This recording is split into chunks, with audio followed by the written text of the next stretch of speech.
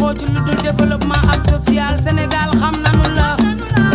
entrepreneur bi jigéen jooyatul fii ci sunum réew ngir yàlla ak yow yaa ko waral juma jàkk yi ci réew mi Bachir sa loxo ngi ci El Bachir Gueye mi may way Moustapha Gueye nga bokkal bàyyi Alaaji Outaas Gueye seen bàyyi Ajaratu Nday Ndaway seen yaay mbokk yaayu liñ ci nekkee woon nag mooy nekk ci développement nekk ci social waaye nekk aussi ci entrepreneuriat ndax la fois passée rek bi ñu calculer li ñu financé ci ay femmes man na 106 cellules de femmes yoo xamante ni si ku ci nekk jël nañ sa financement jox la ngay liggéey te financement ñu li ñuy def amul intérêt amul garantie amul caution amul délai de remboursement dañ koy def boo waxee mu ne dama koy def ndax li wàjji laahi taala parce que ak lu ñu munti wax tey Sénégal kenn mënu koo développé te jaarale woo ko ci jigéen ñi loolu nag buñ koy wax du loo xamante ni si dañuy neexal jigéen ñi mais dafa doon loo xam ne dafa am parce que yéen a am ay mécanisme de travail yoo xam ni buñ leen joxee somme bu ndaw ci durée bu ndaw mun ngeen koo liggéey ba somme boobu jur lu bëri damaa bëgg ngeen tàcc seen bopp bu baax a baax bu weesoo loolu du ñu tënk kàddu gu lu bëri dañuy jublu ci liggéey bi jox ki nga xamante ni si mooy soxna su sell siy toog mu jël kàddu ci kanamu monsieur le maire Saliou Ndiaye parce que jëmm jiy toog moom la président El Bachir wóolu fii ci ouest ni ko damaa bëgg le 23 janvier lépp lu metti woon commune ouest nga fajal leen ko parce que xam nañ ni ouest maire yi fi nekkoon jël nañ suuf si jaay nañ ko nit ñi sonn nañu éclairage public bi doxul loolu nag jëmm jiy toog ni ko man lépp lu ma mun a def ci dama ni caution wala leneen lu mu ci mën a nekk dinaa la ko joxel pour nga dem incha allahu rabi représenter ouest ba lépp lu leen metti woon seen dëkk bi nga fajal leen ko kii mooy Saliou Ndiaye damaa bëgg ngeen taaj ko bu baax bu ñu paree ci loolu jërëjëf dañuy jox soxna su sell si. gannaaw ba ñu santee yàlla julli ci yonent bi sallallahu alayhi wa sallam sant sunuy waajur sant naa sama borom kër mi nekk tey ci àjjana sant waa Mbuuraan yëpp nag bàyyiwuma kenn sant sama famille ñi toog fekk si ma Mbuuraan ñëpp laa sant waaye gannaaw yàlla ak yonent bi Ababacar mi mooy lépp Ababacar mi mooy lépp moo ma xëcc moo ma dugal ci lii mosuma politique waaye danaa politique ndax moom danaa politique ndax monsieur le maire xale bu tuuti la mi ngi nii gis ngeen ko. ngeen di dégloo rek. taxawaay bu baax la taxaw ku bëgg boppam bëgg Mbuuraan ma bëgg ngeen jàppale ko yéen ñëpp man xam naa ñi ma àndal moom incha allah ñëpp kii la ñu àndal Saliou Ndiaye te El Bachir mii El Bachir day dimbale jigéen ñi ci social jàppale leen ci ay financement sans retour man mosuma politique waaye nag danaa ànd fii sabilillah ak moom te maag fa sama famille nag te ku am gannaaw la waaw Mbuuraan ba mu daj nag xam naa ñi ma àndal moom incha allah Saliou Ndiaye moom seen carte nëbbuwuma làquwuma ci ma ne woon nag laa ne wasalaam. damu yi moo jëmm ji toog mooy le président El Bachir moom moo ñëw pour defaraat politique bi pour ñu xam ni politique c'est juste l'art de bien gérer la cité loolu nag moom moo ñu tax a dugal ñun ñii ci politique ñun ñi ngeen gis kenn mësu cee def politique mbay ñu ngi lay siyaar bu baax a baax bu ko defee ñu jox le maire Saliou Ndiaye damaa bëgg ngeen tàcc ko bu baax. ginnaaw bi ñu dalalee suñu kilifa bi nga xamante ne moo fi nekk ci coalition bi ñu nekk muy El Hadji El Bachir Gueye bi nga xamante ni mooy xaritu jigéen ñi mouvement de femmes yi ndax moom yàlla xëy na da koo nattoo ndimbalu jigéen moom yàlla natt boobu la ko def mu nekk ci ay at yu bari. li tax tey ñu jël seet si maire Bal ñu bari xam nañu ko dafa doon jigéen boo xamante ni mu doon kilifa gu mag fii mu nekk ndax dem nañu fa ay mbokkam ci famille bu mag la bokk moom ak sunu kilifa Thierno Abuja ñoo bokk te famille bi nekk fii yëpp daanaka mooy seen kilifa donc dañoo dugg ci Mbour dugg ci porte bu am barke su doon xaalis rek ak mbooloo xëy na ñu bari suñ ñëwoon ci moom mun na leen topp mais dafa gore mu ni El Bachir li muy def ci jigéen ñi yéen li ma gis yéen yar ak teggin dinaa leen jàppale ci wàjji laahi taala muy dox guddi di dox bëccëg barkaati démb la ñu dem fay ci kër ay doomam ak jeudi koñ bi yëpp ñu tase fa ñu waxtaan ba ñoom ñëpp ñu ngi nii koñ bi yëpp ñoo ko taf ay poster di liggéey bu am solo donc dañoo ñëwoon seet si la ci say biiru mbokk parce que dañ ñoo defal loo xamante ni lu màgg la te yàlla na la ko yàlla fay di wax ni nag lii ñu nekk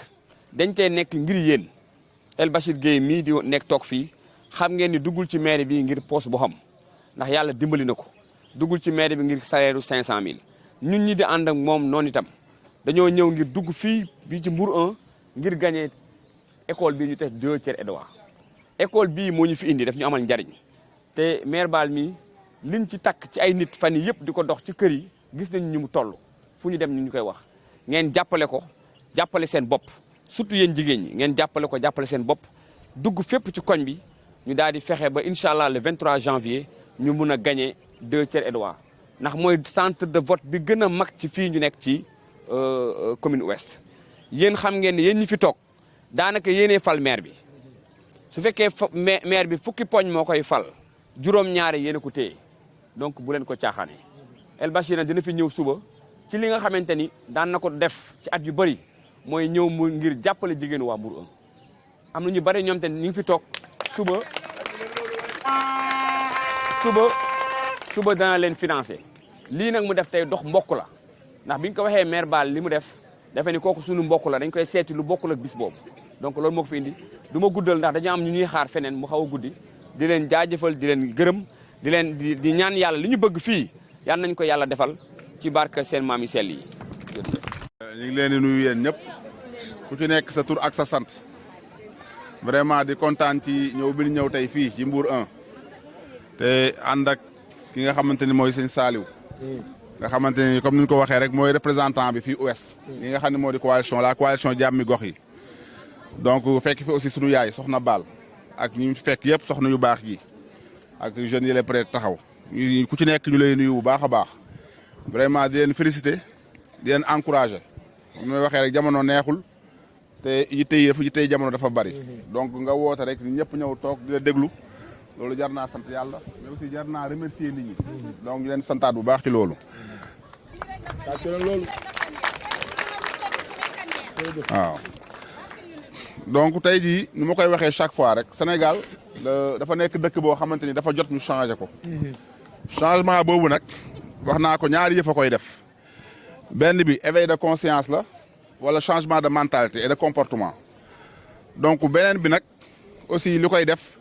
moom mooy un code de discipline boo xamante ni daf ñuy imposer ñun ñëpp ñu assujettiru face à ce code de discipline pour que Sénégal mën a avancer. donc l'autre chose mooy li ma wax mooy ci fi ñu jëm nii muy élection municipale yi ñu jëm nii donc il faut que ñu génnee déloger ce qu'on appelle les politiciens nga xamante ni ay tappalekat lañ ay wudukat lañ foog ñu génnee leen fa ñu nekk yóbbu leen seen place bu ko defee nag jël ñi nga xam ne c'est des jeunes entrepreneurs ñoo nekk ci dëkk bi boobu ba léegi di liggéey ku mel ni Saliou Ndiaye ak ñeneen parce que tey dëkk bi mel ni Ndiaga Male ak ñeneen xam nga ñoo xamante ni c'est des jeunes entrepreneurs boobu ba léegi ñu nekk ci dëkk bi di liggéey dawuñu demuñu fenn fi lañ nekk créé fi seen ay propre entreprise waaw qu'elle soit petite ou moyenne en tout cas ñi ngi fi nekk di liggéey ci entreprise yooyu di ko doxal li nekk seen loxo ñu koy fructifier muy dolleeku ay ñuy créer ay emploi donc ñooñu tey la ñu war a dénk maire yi ñu leen dénkee maire yi ñu liggéey dëkk bi avancé donc tey ji loolu mooy la combat bi nga xam ni moom la en tout cas la coalition jàmmi gox yi ak le mouvement audit porté donc ñu bëgg tey ji ñëpp comprendre loolu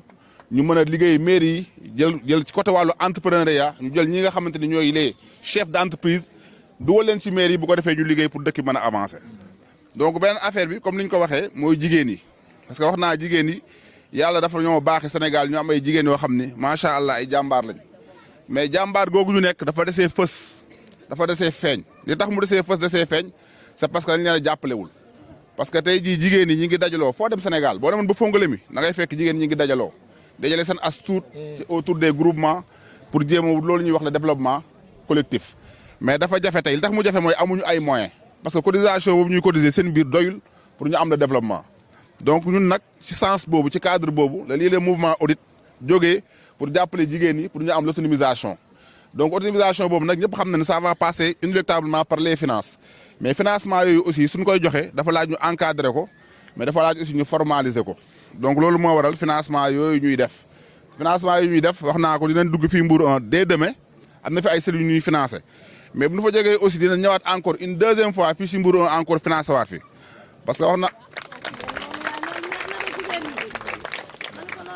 parce que Mbour 1 wax naa ko fii Thiès mooy sama deuxième quartier parce que fii dama fay dëkkoon donc mu nekk quartier boo xam ni daf ma quartier bu ma frappé la quartier la boo xamante ni vraiment dama fi am yëg-yëg parce que quartier la boo xam ne ay nit ñu baax ñoo fi dëkk ay gor ñoo fi dëkk mais quartier la boo xamante ni aussi bu ñu ko sancee ba tey quartier la boo xamante ni bokk nañ ci quartier yi gën a avancé fii nga xamante ni mooy ci ouest bi ñu nekk comme ni ko sëñ Saliou waxee école 2 tiers bi nekk na centre bi gën a mag fii ci Thiès ouest bi te centre bi suñu ko gañee rek mën nañ am yaakaar gañe fi ci des donc looloo tax ñu bëgg tey ji ñu ànd ak jigéen yëpp ngeen jàppale ñu fii ci ouest bi bu ko defee ñu mën koo gañe gën a yaatal liggéey bi parce que liggéey bi ma doon wax sànq nga xam nañ ko war a def ci jigéen yi parce que tey ji liggéey boobu pour ñu gën ko mën a def foog ñu am légitimité ak autorité pour ñu gën ko mën a def parce que tey jii ñëpp xam na ni politiciens sénégalais yi liggéeyuñ te bëgg ñoo gis kuy liggéey bu ñu gisee ngay liggéey di jëm si ñoom dañuy jàpp ni da ngay fësal seen ñàkk liggéey bu ko defee dañ lay mettre les bâtons entre les roues ba doo mën a def li nga bëgg a def te man samay pexe tey jii mooy ñu fexe ba jigéenu Sénégal yi fu ñu dégg yeneen jigéenu gox goxaat ñu dégg leen fa parce que tey jii quoi qu'on puisse dire wax naa ko chaque fois boo demee ci foire yu mag yi am di nga fekk jigéenu Mali di nga fekk Maliens yi di nga fekk Burkinabés yeeg ñëpp mais doo fekk sénégalais yi te sénégalais yi pourtant yaafu suñu mais dañu leen toppatoowul comme ni ma ko waxee dañu leen a jàppalewul ñun nag loolu lañ jóg pour def ko dañu bëgg a jàppale jigéen yi autonomiser leen ñu créer ay véritable société de marché yoo xam ne dafay permettre ëllëg si biir ñu compétitive non seulement sur le plan local mais aussi sur le plan international notamment ci sous-région bi ba dem sax ci yenn foire yu mag yi comme ni koy tey cuubu malien yi di defee ak ñeneen ak ñeneen loolu nag suñ ko réussir mooy indi loolu ñuy wax l'émergence et le développement local donc ñun si loolu si cadre la ñu inscrire te jàpp na ni jigéen ñi ñoo ci jiitu donc loolu moo tax financement yi ñu koy def ñu bëgg nag Mbour 1 bañ a des ci ginnaaw bëgg nañ ëllëg si biir waaw bëgg nañ ëllëg si biir bu ñuy créer des modèles de groupement yoo xam te ne c'est des modèles de groupement phare du mouvement audit que fii Mbour 1 nekk ci kanam donc loolu nag c'est un long processus mais c'est un travail qu'on va commencer dès demain te bëgg nañ suñu ñëwee fii suba commencer liggéey boobu porter ses fruits donc may santaat ñëpp di gërëmaan ñëpp di wax ne suba bu ñu fi ñëwee incha allah on viendra avec les financements mais dañuy ñaan yàlla comme ni ma ko waxee Mbour 1 dëkk bu baax la dëkk bu meññent la wala baladu tayyibu yaxruju nabaatu bi idni rabbihi loolu la yàlla wax wala fi xabusa laa yaxruju illaa nakida donc dëkk bu baax mooy jur lu baax mooy am meññent yu baax te fii dëkk bu baax la dëkk bu barkeel la donc lépp lu ñu fi sax rek lépp lu ñu fi jiw rek yàlla na ko yàlla saxal mu meññet ba ñëpp mën cee wit waaw loolu laa ci bëggoon doole vraiment di santaat ñëpp di gërëmaan ñëpp jërë ngeen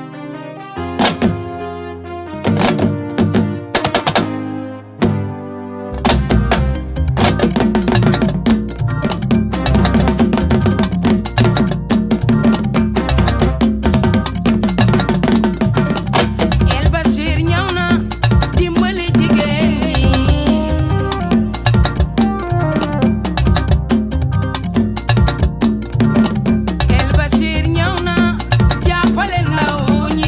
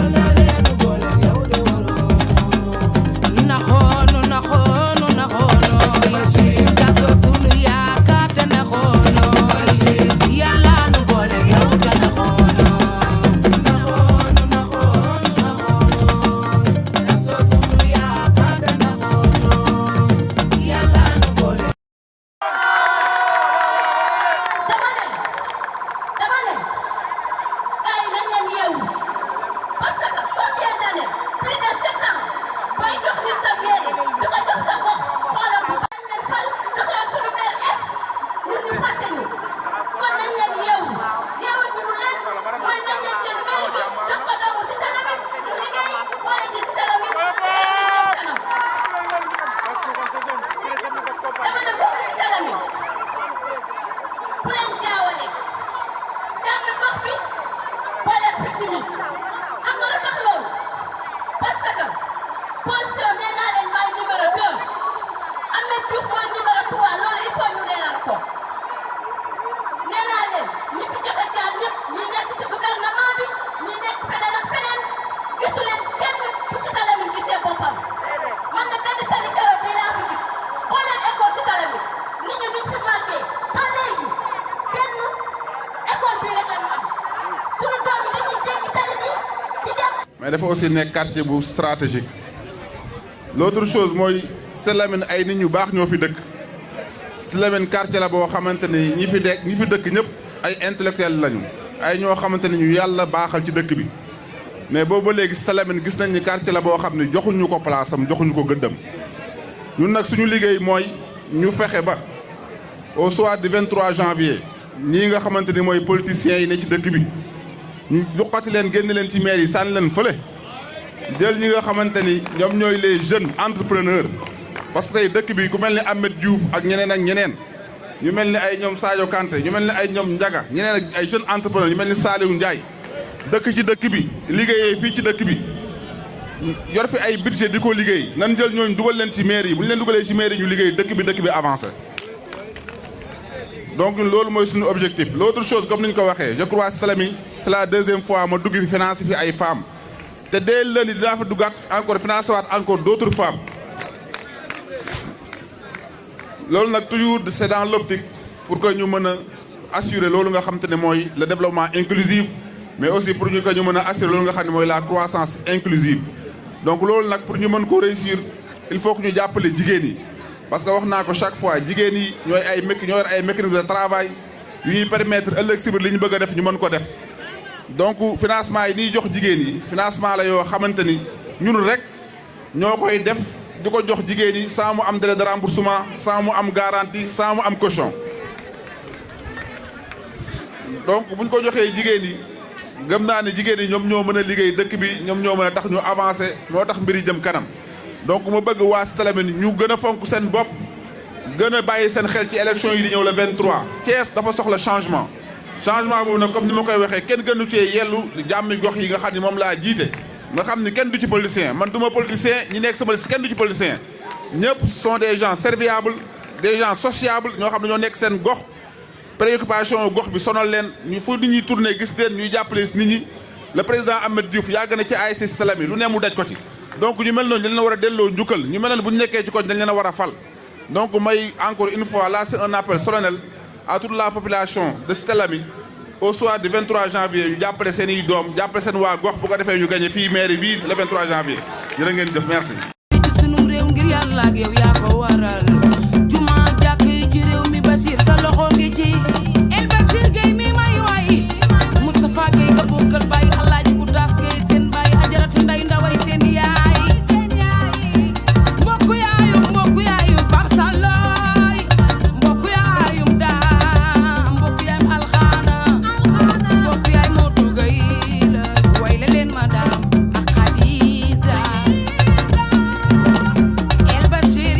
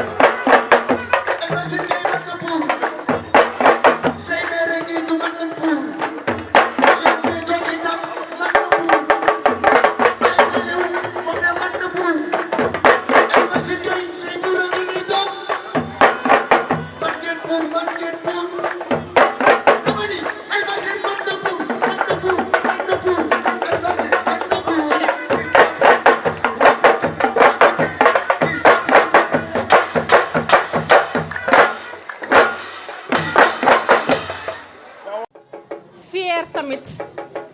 lu tax mooy dañu am njiit lu mën njiit ni ma leen ko waxee ca commencement ba léegi lu ne fàng kenn du ko jeex te kii nekk sama ginnaaw mooy góor gi nga xamante ne dama naan luy màtt góor bu ko séenee siiñ ndax fullaam njàmbaaram gëm boppam ak programme am bi nga xam ne tëral na ko pour Thiès fas yéene jàppale jigéen ñi fas yéene jàppale ndaw ñeeg mag ñi. wax ji nag du gudd ndax président El Bachir ànd ceeg maire Mouhamed Ndoye dañu gëm suñu bopp te ñeme fi ñu jëm ragaluñu ndax fi ñu jëm ku ragal du fa teg tànk te ñun duñu ànd ak ragal ndax dañuy xuus jàll jël ndam li andi ko. te waa Jaxaaw gis naa seen engagement gis naa seen volonté bi ngeen am yéen ñëpp fas yéene taxaw ci mouvement Audi taxaw ak jàmmi gox yi nar a soutenir maire Mouhamed Ndoye ci élection 23 janvier yi ñu jëm. wax ji nag mooy di leen soññaat ci jouru vote bi xam ngeen li nga war a def xam ngeen heure bi ngeen koy def xam ngeen na ko ngeen koy defee. ndax ku la jàppale di El Bachir mi nga xamante ne li ma doon wax tey ci caravane bi bëggul gis jigéen batam xonq bëggul gis jigéen sonn bëggul gis jigéen di yanu lu metti moo tax muy def lu mu mën ak lu mu mënul di jàppale jigéen ñi. nee naa Jaxaaw tey première fois dans l'histoire fi laa juddoo fi laa màggee fi laa yaroo musuma gis politicien bu woote mutuñu financement diggu Jaxaaw foo taxaw di wax ñu ne la naan dañ lay di nax ay nax la loolu amul waaye dama leen naan tey ana ñu doon wax du ko def moo ngi nii ana ñu doon wax mënu ko moo ngi nii ana ñu doon wax bu ko mënee sax du ko def moo ngi nii lu ne fànn kenn du ko jeex. kon nag ku leen di jàppale ngeen jàppale ko ñu jàppalante ndax defaluñ ko El Bachir de suñu bopp lañ ko defal ndax daan naa dégg sam papa naan ma sànni buy dellu si wàcc ci yow ku bu bay rek doy na ci borom xel yi laay waxal. kon nag xam ngeen ne ñun lu ñuy def ci suñu lieu de vote yi defaluñ ko El Bachir mi toog ndax moom yàlla may na ko teraanga ba pare. kon nag ñun lañ ko defal pour bëgg mun mu suqali Thiès ndax xam ngeen ne Thiès dara amu fi. man su may xëy di liggéey Dakar sama collègue lu ñu may wax nitu Thiès du teddee dëkkam il faut mu génn tedd ñëwaat te loolu daf maa metti loolu nag lu ko waral mooy am njiit li nga xamante ne ñu taxaw ñun jeunes yi parce que neen liggéey Thiès suqali Thiès jàppale Thiès te genn kese laa ko gis muy jàmbaar ji toog sama ginnaaw. kon nag wax ji du bëri dafa maa ngi lay delloo kàddu bi di soññaat jigéen ñi bu baax te xam ne yoon bi ñu jëm buñ ko teggiwul ndam rek laa ci gis incha allah. ñu mën a représenter dignement seen peuple yi dinañ mën a représenter dignement les semblables donc foofu laay jugee comme ni ma ko defee woon keroog je vais donner la parole à Mamadou Diop la tête de liste proportionnelle de la coalition Jàmmi Gox yi au niveau de Thiès Nord Mohamed Diop ngeen tàcc ko bu baax. lu toogaay bi di rafetlu accueil bi di remercier ci kaw la brave femme Doy Neex Ndiaye mi nga xam ni taxawaayam depuis le début ba léegi gis nañ ko malgré mi ngi dem Dakar di ñëw mais loxoom ak yitteem jógul ci Jaxaaw jógul ci Thiès Nord. damay commencer ci kaw di remercier aussi président El Bachir président El Bachir bu ñuy lim ay qualité am fi la ñuy fanaan defe naa ne Baye Dame wax na ci lu bëree bëri donc bu fekkee fu ñu dem di ko lim defe naa duñ fa jóg. ndaxte choix bi mu def ci Mouhamed Ndoye rek ñun buñ ko rafetloo maanaam bàyyi lu ñu dara un jeune engagé nekk ci le terrain politique xalaata redresser la commune de Thiès Nord nga appuyer ko pour mu nekk ci tête de liste majoritaire jàll ëllëg mu exprimer besoin yi mu am bu yàgg ba tey mooy changer xar kanamu Thiès Nord loolu rek amuñu fayam donc ñu ngi ñaan yàlla nag comme moment campagne électorale liñ koy waxee rappel la nee nañ ko yàlla tàccu dootoo fecc boo feccul dootoo feccati am na occasion yoo xam ni bariwul lu muy répété wu dund nañ 7 ans de calvaire ci commune de Thiès Nord tey jii rek sànq bi ñuy jaar ci marché bi duñ fi jóg nit ñi dañuy lal ci marché bi yow boo rombee da nga naan jaaykat bi wërta lal ci marché bi mais ñi ngi fay lal en connivence ak maire bi day récupérer seen juuti ba pare yónnee policiers yi ñu dàq leen jëlee leen donc un jeu de boo xam ne nii jaaykat yi xam nañ ko bu baax a baax donc loolu nag yow boo fa dee jaar xamoo loolu jaaykat bi rek ngay sikk mais la ca ginnaaw xamoo ko donc yooyu dafa bokk ci yàqu-yàqu yi su ma limee hôpital yi lim école yi lim foncier bi lim yeneen problème duñ fi jóg mais 23 janvier yàlla dañ koo jox xale bu mbooye nag cal taatu ndaala nga koy xaar ñi fi nekkoon tey boobu ba léegi am nañ tey occasion wu changer xarkanimu Thiès Nord jële fi ñi fi nekk teg ci boppu maire bi le maire Mouhamed Ndoye bu boobaa kii mu àndal nii di El Bachir Gueye am na yéene yi accompagner ko ba mu réussir la mission de la gestion de la commune de Thiès Nord ñu ngi leen di gërëm di leen sat di ñaan yàlla na ngeen jàllale message bi un peu partout bulletin bi ngeen xàmmee ko bu baax ba jaawale bañ cee am di leen gërëm di leen sant jërë ngeen def bleu ànd ak président mu def blanc muy la représentation des couleurs de jàmmi gox yi mais xam nga lan moo tax sama xel mën a dal ci moom mooy dama ko waxoon démb ni ko sa turandoo rek boo ko xoolee boo ko royee doxal waaye ki mu jox boppam Amadou Fall Sayer Ndiaye Mame Cheikh Ibrahima Fall la porte d'entrée du mouridisme ki nga xam ni moo jàngale comment doit être un pur mouride de par le travail de par l'engagement de par le suivi kor jégg bàyyib la Fall moom la yaakaar Moustapha Gueye Mouhamed Ndoye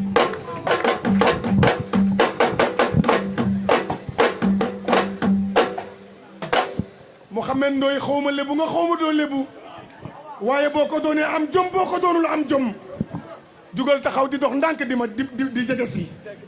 tàccul leen ma ko bu baax a baax Mouhamed Ndoye dama liggéey ci yoonu mouridisme sa sëriñ a jàngale ni ñu toppee kilifa ci yoonu mouridisme kilifa yi fi nekk yëpp di jiital ci nuyoo bi sunu président El Bachir Gueye ak délégation bi mu àndal mu nuyu Saliou Ndiaye le maire de la commune de Thiès Ouest avec toute sa délégation di nuyu baale xam naa ñëpp géew di nuyu également suñu délégation bi je pense su ma limee Mamadou Diop qui est à la tête de la liste proportionnelle de la commune de Thiès Nord di nuyu baale ñëpp di nuyu également toutes les femmes ñi nga xam ne ñoo fi teew à travers Doy Neex su ma ko limee dina mën a yóbbaale ñëpp rek di nuyu également ñëpp ñu fi ñëw di wax ni tey ñu ngi nii Jaxaaw mu nekk un quartier historique ici à Thiès mu ne un quartier boo xam ni ku wax Jaxaaw sa xel mën na dem ci la personne de Bouba Jaxaaw ñu naan ko wax Aboubacry Diop mu nekkoon fii mu nekk une icône dans le football thiessois mu nekkoon quelqu'un boo xam ni dafa milité woon dans le club quand même olympique thiessois yàgg fi def fi ay yu bari yàgg fee def jaloore dem ba créé fii les gloires du sport de Thiès mu créé woon ko fii mu nekk une personne boo xam ni waa Jaxaaw tey waxuma ko mais waa Thiès ñëpp dañ ko amal njukkeel sur le plan sportif donc mu demoon ba ñu tuddee woon ko le prince de Thiali kooku Assane Ndiaye Alou bi nekk tey Médina ak juddoo ko benn école Assane Ndiaye Alou nekk école bi nekk ci suufu baciti leen tuddoon ko pour ñi xam histoire boobu noonu ndax li doon taxaw yi Thiès tey ñu taxaw ci quartier am di fii tey direct ay mu nekk njabootam ñu ne fii mu nekk quelqu'un boo xam ne aujourd'hui Jaxaaw à travers son ASC Thiali et ASC Ngalam li fi doon def ñëpp tey di ko gis tey jii ñaata yoon la ñu représenté dans les phases finales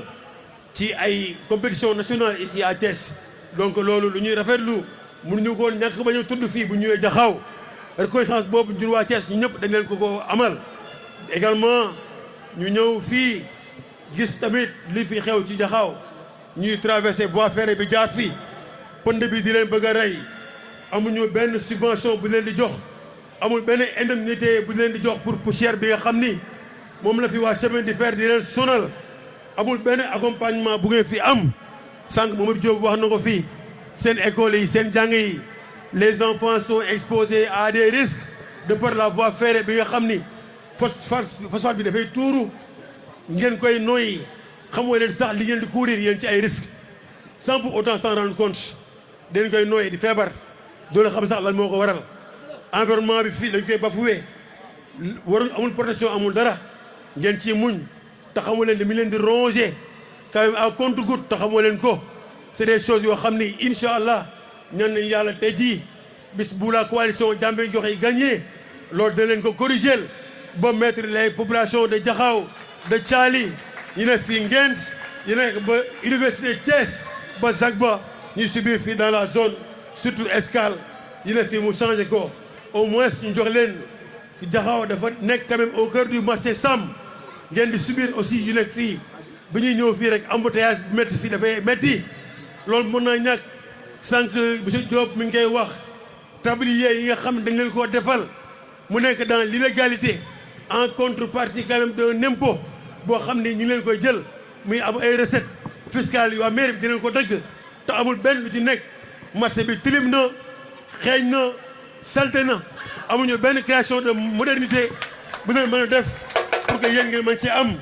loolu yéen waa Jaxaaw yéen waa Thiali yéen waa Ngent yéen a ngi koy subir te yéen a ngi fay chaque jour ay recettes mu nekk ay impôts directs yoo xam ne yéen ñu koy recouvrer ci biir mairie bi en contrepartie amuñu benn lu ñëwaat ci yéen ci ay retombées loolu ñu koy xeex di leen ñaan yàlla na ngeen jéem a jug aussi xam ni carte yi ngeen am seen carte yi mi ngi nelaw quand même ci tiroir yi nekk ci sous-préfecture yi dem leen ngeen jëli carte d'identité yi képp ku bindi woon carte d'identité yi génn na dem leen ngeen récupérer ko yóbbu seen récépissé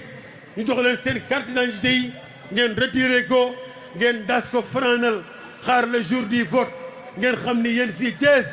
3 votes ngeen fi war a am fii li leen fi soxal ngeen xool ko dafa am vote élection communale moo fi am scrutin communal la ak scrutin de ville bi ak scrutin départemental bi ñun la coalition Jàmmi Gox yi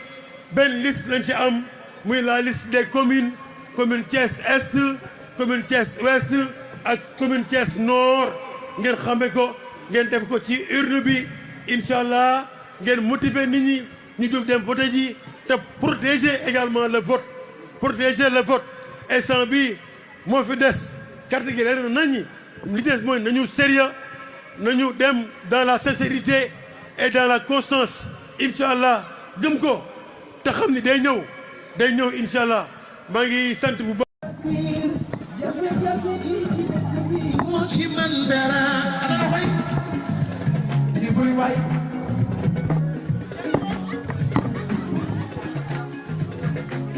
Wàcce seen bu leen seen domeeg si bu ne soxla Dakar ku soxla ñàkk ak El Bassir Jàmmi Gox yi la woote jafe-jafe yi ci gox yi moo ci man dara wàcce seen bu leen El Bassir yegg si na su ñu ne soxla Dakar ku soxla ñàkk nga El Bassir ana loxoy bëgg way man fekk baax ma baa ngi nii El Bassir l'homme social baa ngi nii mouvement famille mi financé jàkka yi ak jumaa yi xaarul ba soxla dal di soog a def El Bassir def na lu gën mu soog waaw ku la jox ndékki bu la jigee añ war nga ko gëm ànd ak El Bassir mooy li gën a wóor wax ci si yëngu leen seen doom yegg si ginde soxla Dakar ku soxla ñàkk nga ak El Bassir Jàmmi Gox yi la woote jafe-jafe yi ci gox yi moo ci mën la wàcce si yëngu leen El Bassir yegg si na bu ginde soxla Dakar ku soxla ñàkk nga tey ji ma bàkk njaago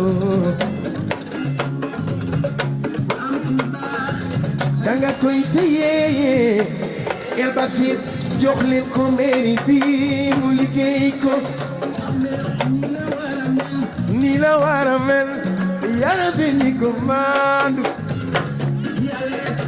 yàkka bari fayda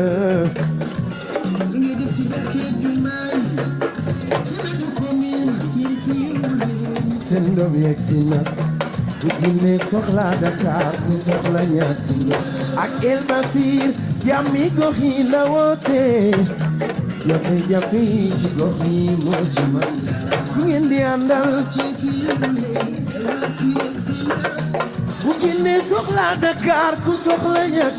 ku ngeen di àndal ku ngeen di wooteel waa ana loxo yi ku ngeen di àndal ku ngeen di wooteel jafe-jafe yi ci dëkk bi moo ci man dara kaay leen kaay leen kaay leen kaay leen ñu jàppale El Bachir ndax Thiès mën a sax Mohamed Ndoye mbokk yaayu Ahmed Diouf wax leen ko Diouf ñoo ko baay waaw waaw waaw kaana loxo yi loxo ca kaw baas ñëw na moo koy jeex moo lay réer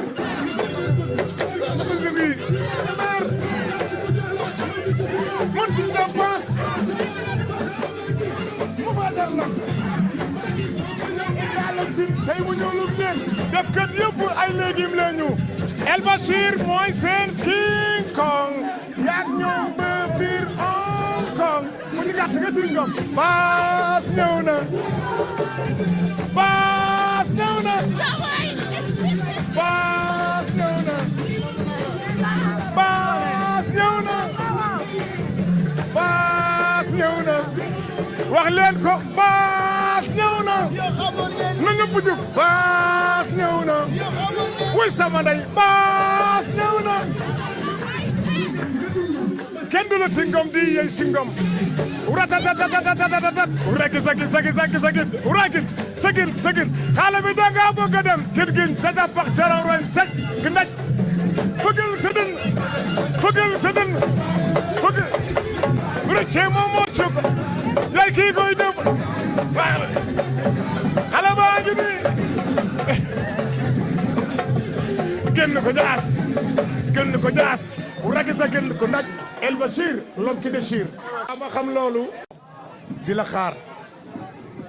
ma fekk fi samay yaay booy yu baax nag ñu ngi ni toog ak samay mag ak samay rakk ñëpp a ngi fi tey man teew fii contentement bu rëy la ci man nee naa la meeting boo mën a def Thiès su ma ko yëgee na may ñëwee dafay ëpp li tax ma defaral la morceau bii nag maa ko xam damay xëy nit woo ma ni ma daam camion bi romb na fii léegi ñu teg benn morceau boo xam morceau El Bachir loolu kañ la man ne lu bees la ñu kontaan morceau bi dafa doon morceau boo xam ni morceau xol la xol laa ko defaree yow nag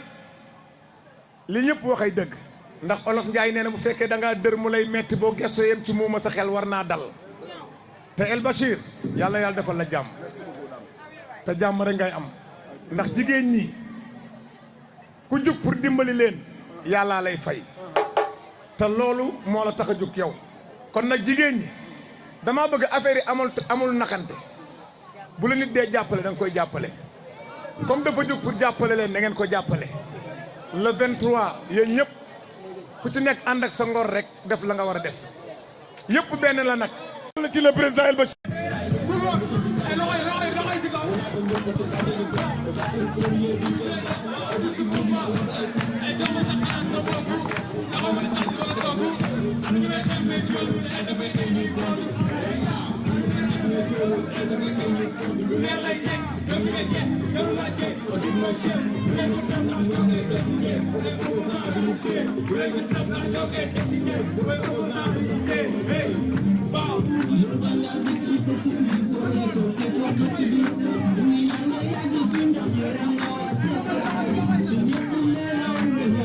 Sénégal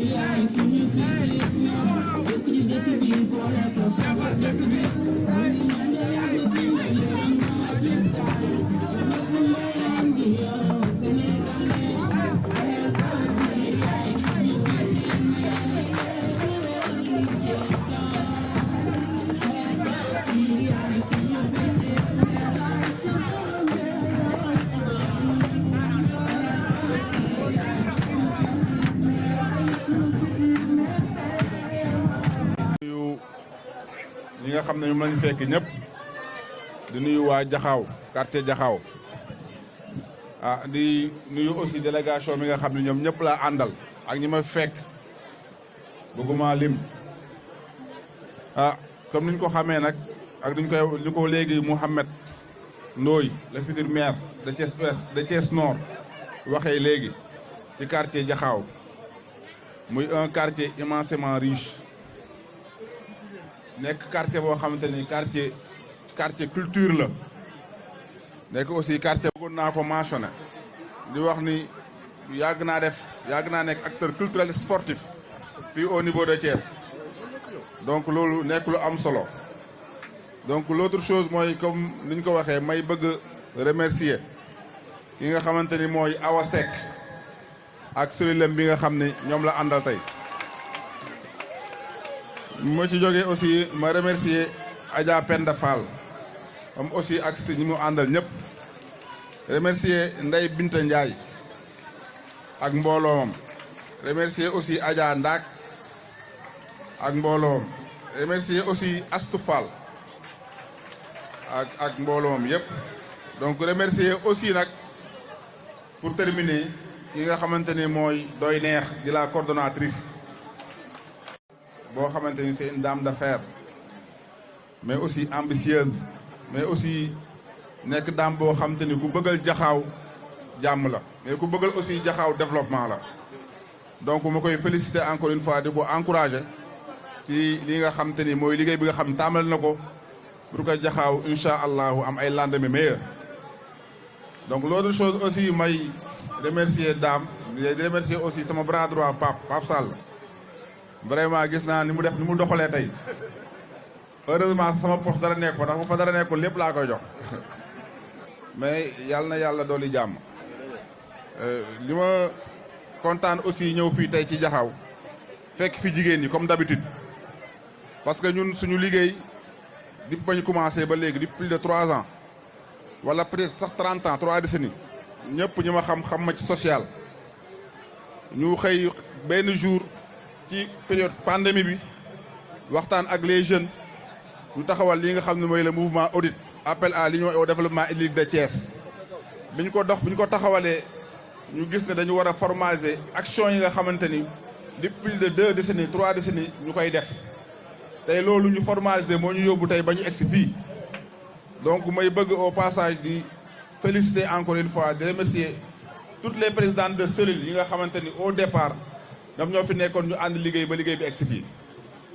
donc l'autre chose aussi comme ni ñu ko waxee dañu ñëw fii ci période bii di période campagne électorale ñëw fii ànd ak suñu frère Mouhamed Ndoye nga xam ne moom la ñu porté fii ci mairie bii nga xam ne mooy mairie nord donc dégg ngeen léegi discours am li mu ci wax nu mu amee solo dégg ngeen aussi discours am lépp li nga xamante ni wax na ko ci te mu am sens fii ci nord bi kon ñu xam ni kii te dul di nelaw xam na ay problèmes yi am fii ci nord bi te bu ñu ko teg bu ñu ko porté à la tête de la mairie ëllëg si biir mën na résoudre les problèmes man nag comme ni ma ko waxee chaque fois je suis derrière lui pour que ñu ànd ensemble relever le défi bi nag mooy comme liñ ko xamee li xew actuellement au Sénégal wax naa dafa jot ñu aspirer population yi seen bopp ñoo bëgg a aspirer à un changement radical boobu c'est quoi c'est que on veut déloger ñi nga xam te ne ñooy les politiciens anciens politiciens yi fi nekkoon nga xam ne boobu ba léegi depuis l'indépendance ñoo fi nekk defuñu fi dara wane seen ay incompétence wane aussi seen i limites tey ji il est temps ñu déloger leen jël ñi nga xam ne ce sont des jeunes entrepreneurs nekk ci dëkk bi boobu ba léegi di ñafe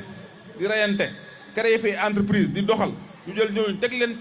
ci teddu maire yi ñu doxal donc tey jii loolu mooy suñu objectif jël ñooñu teg leen à la tête des maires yi ku mel ni tey jii mën naa citer exemple y a Sadio Kanté mi ngi fi c'est un jeune entrepreneur y a docteur Pierre y a Ndiaga Diop ak ñeneen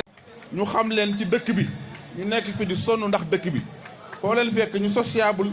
nekk ñoo xam ñu serviable leen seen koñ donc ñooñu dañ leen a war a porter ci mairie yi pour ñu defar dëkk bi donc l'autre chose mooy comme ni ma ko waxee développement wu Sénégal développement Thiès en partie mënuñu ko def sans les femmes chaque jour ma rappelé ko parce que tey jii jigéen ñi ñoo dajaloo ci ay groupement seen groupement avec yi di liggéey boobu ba léegi depuis de 10 ans 15 ans 20 ans jigéen ñi Sénégal nekk jàmbaar dajaloo ci financement yooyu nag suñ koy wut dañu bëgg autonomiser jigéen ñi autonomiser leen mooy lan mooy ñu fexe ba ñu gën a mënal seen bopp liggéey bi ñuy def aussi ñu gën ko mën a def mu gën a avancer jëm ci kanam. ak les microfinances yi nga xamante ni souvent seen financement yi ñuy jox jigéen ñi baaxul parce que financement la yoo xamante ni dañuy exploiter jigéen yi loolu dama koy fàttali chaque fois parce que boo ay jigéen soo leen lebalee xaalis laaj leen plus de 20% de taux d'intérêt usuraire ñu ne waaye nga laaj leen caution laaj leen délai de remboursement ci temps bu gàtt te jigéen ñi macha allah nekk ay jàmbaar yor ay petites entreprises yu ndaw yoo xam ne seen recette excédé wul 2000 à 3000 francs par jour mooy jigéen boobu yaa ngi koy indil problème. looloo tax tey jii ñu remarqué ni groupement yëpp souvent ñu ngi mujj ci gendarmerie ak police ak tas donc looloo tax ñu fas yéene ñu ànd ak jigéen ñi pour jàppale leen indi ay financement donc ngalla dañu bëgg financement yooyu ñu xam objectif bi wax naa financement yi nga xam ne moom la ñuy joxe mënul lépp mais au moins ça constitue un départ mën na nekk loo xamante ne aussi mën nañu nekk benn gage boo xamante ne tey jii ëllëg si biir mën na tax ñu tordre la main à ces microfinances pour que ëllëg si biir ñu revoir seen taux d'intérêt yi à la baisse pour que jigéen ñi mën cee jëfandiku. mais l'autre chose aussi mën nañu dimbali ba ñu am ay financement ci banque islamique yi comme ni ma ko waxee ba nga xamante ne ëllëg si biir dañuy mën a financer waat encore jigéen yi financement yu gën a mag pour que li nga xam ne mooy objectif lii di le mouvement audit nga xam ne mooy atteindre la croissance inclusive ñu mën ko am. donc dama bëgg jigéen yi financement bi ñu leen di jox ñu téye ko téye bu baax dama bëgg aussi financement bi ñu leen di jox ñu comprendre objectif bi ñu bañ ko séddoo loolu dama ciy insisté chaque fois nañu bañ a séddoo financement yi nañu ko def tournoi après ñu bàyyi ko ci loxo président cellule bi mu géré ko su joxee ñiy liggéey au bout de 3 mois mu jox ñu leen liggéey ñu def la rotation complète def la croissance inclusive. donc leneen li ma ci bëgg a dolli mooy au soir du 23 janvier dañu fexe ñu jàppale lii nga xam ne mooy la coalition jàmmi gox yi. coalition jàmmi gox yi comme ni ma ko waxee muy nekk coalition boo xam te ni dañu ko créer basé ko ci 2 critères yoo xam ne critères yu am solo la bi ci njëkk mooy dañu bëgg comme ni ñu ko waxee fépp fu jeune nekk un jeune entrepreneur wala sax jeune enseignant wala keneen ak keneen mais nga nekk sa koñ nga digne nekk quelqu'un de respectueux quelqu'un de valeureux nga nekk sa koñ dañu bëgg nga garder sa dignité parce que tey jii li fi xew mooy dañoo créer ay cautions yu cher pour que jeunes yooyu nga xam dañoo am dignité nit ñi gëm leen ba tey ñu mën leen a xëcc seen mouvance yooyu bu ñu créé coalition jàmmi gox yi nag c'est parce que dañu bëgg jeunes yooyu garder seen ay critères yooyu ba pare dem encore briguer suffrage population yi loolu tax ñu créé li nga xamante ne moom mooy la coalition jàmmi gox yi. l'autre chose mooy dañu bëgg a delloo droit de vote à ces populations pour que ñu xam ni tey jii nii la charte de la bonne gouvernance imposé na suñu état yi parce que gënul leen suñu politiciens yi loolu gënul leen mais dañu leen ko imposé à ce que tey jii ki nekk tête de liste majoritaire nekk ci tetu maire yi donc ça veut dire que suffrage bi tey suffrage direct la donc dañu xool bu baax nañ la ñuy fal